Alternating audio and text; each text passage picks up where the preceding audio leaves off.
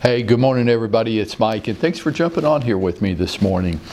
You know, the old saying is that great agents thrive in all markets because they adapt and they change to the market that they're in. And I agree with that. I've always found it to be true. Some people are going to sit around, bitch, moan, and complain, opinionate, opine about how they think the world ought to spin, and that's fine. That's how it's always been. It's probably how it always will be. But not great agents. Great agents are going to thrive because they'll adapt and they'll change to whatever the marketplace that they're in. We don't control the market, right? We're too small. I'm just way too small. I'm one guy in one place. It's up to me to adapt and change. So that's what my call series is going to be about this week. Now, currently, let's talk about the new NAR settlement, the changes coming at us this month, right now, as we speak, on how commissions are paid in our transactions. On the listing side, currently in the GAR forms, you have three options when it comes to compensation. Number one, the seller will just pay the listing agent, and they won't address how they're going to pay the buyer's agent, if they're going to pay them at all. And it'll just be a case-by-case negotiation.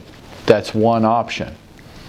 The second option, the listing agent will offer part of the fee that they negotiated with the seller to the buyer's broker. That's kind of how we've always done it, which is what this is kind of all about. They call it a decoupling of commissions, where there won't be a split of the one fee anymore. But anyway, the new forms will still allow that. You will negotiate as a listing agent a fee with the seller, and option 2 says then you'll then be able to pay part of your fee to the buyer's agent. Well, what's the change? Well, you won't be able to disclose that in the MLS. So they won't really know about it. You'll just have covered it that way. The third option is that the seller designates how much they will offer to a buyer's broker in the contract.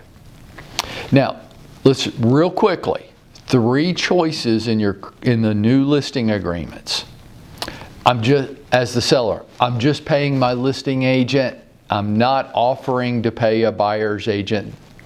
Doesn't say I won't, it just means I'm not offering to up front. Number 2, kind of the way we've always done it. I'm going to pay my listing agent, and the listing agent will, I'm saying agent, I know it's technically brokerages, but like just for ease of conversation, right? I'm just going to pay, option 2, I'm just going to pay my listing agent, and the listing agent can divide that up however they want with the buyer's agent. And option 3, no, I'm going to pay my listing agent, and I'm going to offer compensation to the buyer's agent, and here's what it is. Make sense? Okay.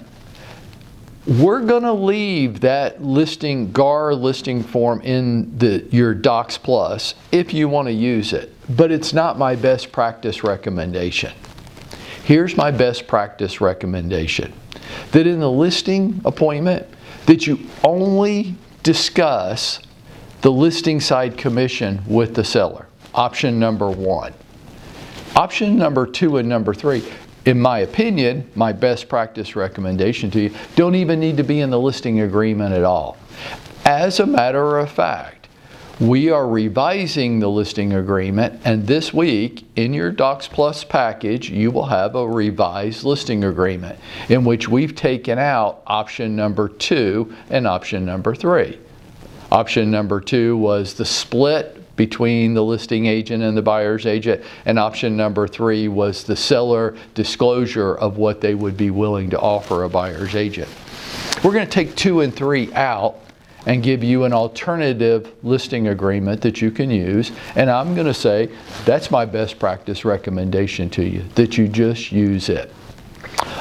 In your listing appointment, only discuss with the seller your listing side commission, and you will agree to that. Now, I would say to the seller I would be prepared for offers that ask you to pay the buyer's side agent. And you might, in our math, we might want to talk about what that might be, case by case. But we will take it on a case-by-case basis, offer by offer, and we'll negotiate it as we do all the terms of the offer. And I would say it to them just like that. Mr. Seller, here's what you're going to pay me. Well, what about the buyer's agent? I'd say we just leave that open for right now. In our conversations, we might put a placeholder in there. We might have 3 chickens is what we're going to offer to the buyer's agent. But whether we pay them 1 chicken, 2 chickens, 4 chickens, why don't we just take it on a case-by-case basis, evaluate it with the offer, and negotiate it on an offer-by-offer basis. You mean I might not have to pay the buyer's agent at all? You might not have to, but you might want to. Well, why would I want to pay them?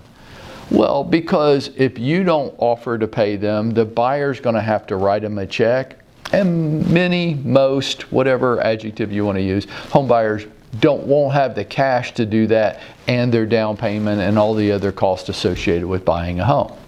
So it might be to our advantage to offer to agree to pay their agent's fee. Or we might force that home buyer to have to select a different home where they are willing to pay the fee just because they don't have the cash to buy yours. Does that make sense?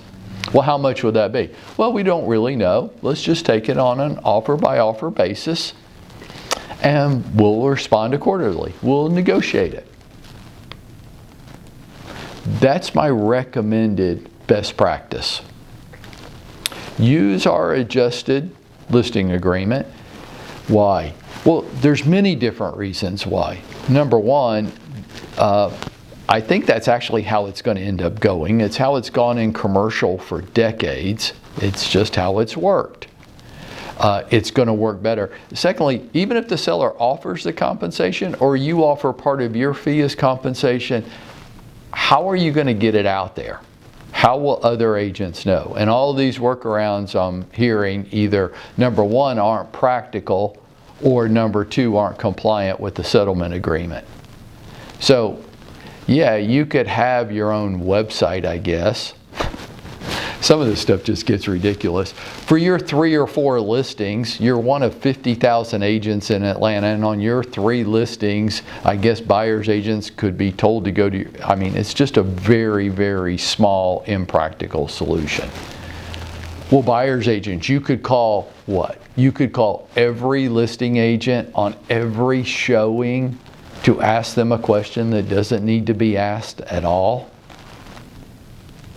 Or we could, just like they do in commercial, we can just make it part of your offer.